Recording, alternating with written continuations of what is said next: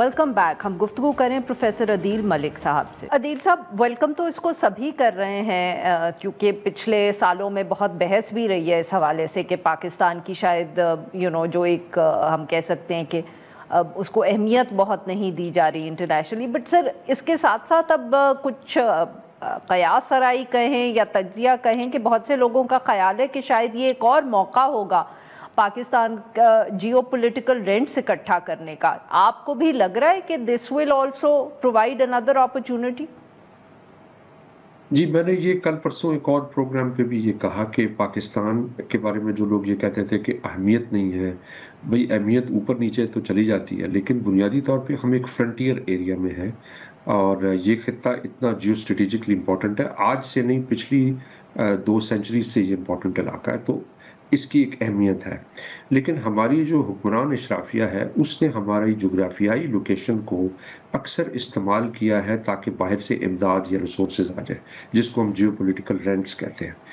और उससे ये होता है कि जो हमारी एलिट्स हैं वो उन्हें कोई रिफॉर्म ना करने पड़े, इकॉनमी की रिफॉर्म ना हो, सियासी रिफॉर्म ना हो, और बस हमें थोड़े पैसे मिलें, चंद साल और हम आगे चले जाएं।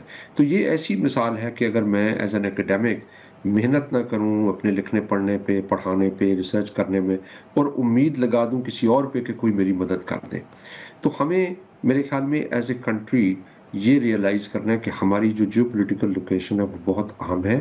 लेकिन ये जो लोकेशन है इसको हमारी अशराफिया ने अपने लिए इस्तेमाल किया है कि उनको चंद और साल के इक़्तिदार की तवालत मिल जाए, थोड़े पैसे IMF से आ जाएं, सऊदी अरब से पैकेज आ जाए और उससे हम आगे चले जाएं।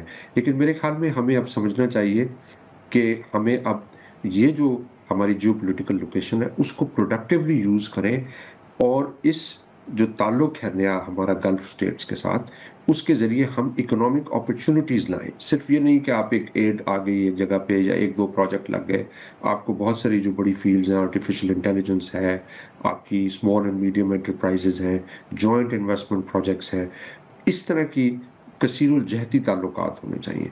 अब उसमें मसला ये है कि हमारी जो अशराफिया है वो ना तो अपने ऊपर टैक्स लगाती है, ना वो रिफॉर्म करती है। आपने शुगर का मसला देखा, हर साल दूसरे साल वही मसला आ जाता है, कोई फंडामेंटल रिफॉर्म नहीं। आपकी जो डेवलपमेंट स्पेंडिंग है MPs की, वो कोई ख़ास उसमें रिफॉर्म नहीं है। आपने देखा पिछले 3 सालों में कोई बहुत बड़ी मुआशी रिफॉर्म जिसे कहें कि मुल्क की जो प्रोडक्टिव स्ट्रक्चर है उसको नए खतूत पे इस्तेमाल करने की कोई ख़ास बात नहीं हुई।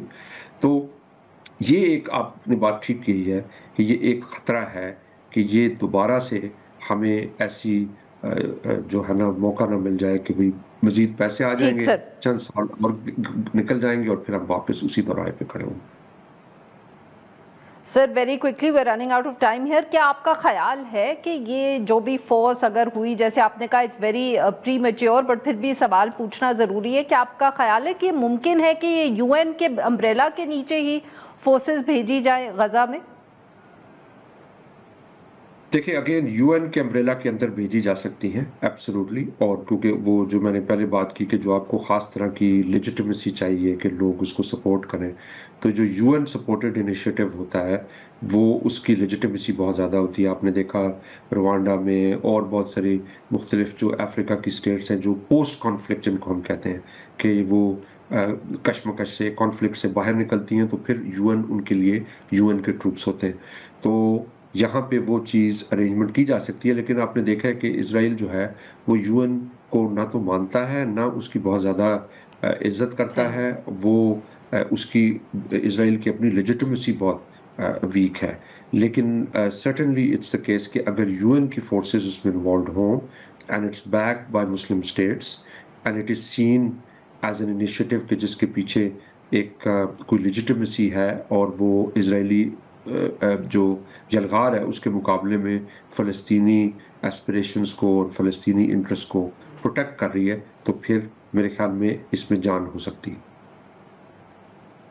सर, वेरी क्विकली, बट यहाँ सदर डोनाल्ड ट्रंप भी UN को ज़्यादा अहमियत नहीं देते। That's also an issue.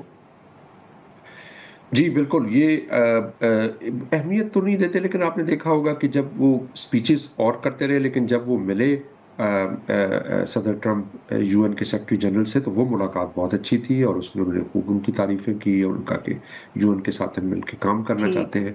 تو if push comes to shove، اگر انہیں یہ لگا کہ ان کے انٹرسٹ میں ہے UN کے تھرو کام کرنا، تو وہ UN کے تھرو کام کر لیں گے.